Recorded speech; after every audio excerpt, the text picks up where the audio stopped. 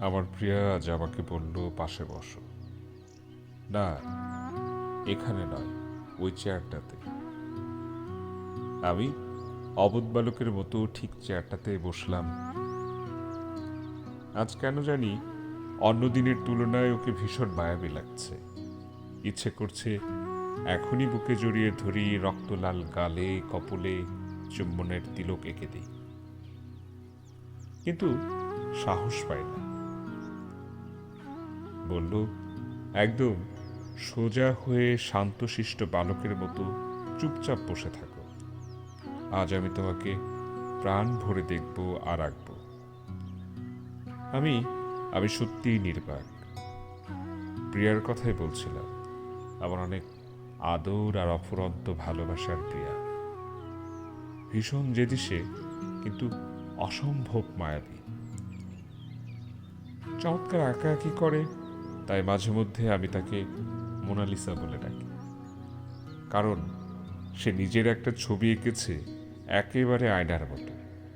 যতবার দেখি ততবারই অবাক হই, মানুষ নিজের ভেতরে কতটা শিল্প ধারণ করলে নিজেকেই ফ্রেমে বন্দি করতে পারে। নিজেকে বড় ভাগ্যবান মনে হয়। প্রিয়ার নিজের আঁকা সেই ছবিটার দিকে তাকিয়ে প্রায়ই তাকে বলতাম, কই, আমাকে তোমার তুলিতে নিলে না? যতবার বলেছি সে কোনো উত্তর দেয়নি। জানি না কেন, এড়িয়ে গেছে। আজ তার হাতে রং আর তুলি। আমাকে এক নজর দেখে, আঁকে, আবার দেখে, আবার আঁকে। একটা দীর্ঘ সময় সে নিল। তারপর বলল, তুমি কি দেখতে পাচ্ছ? বললাম, হ্যাঁ।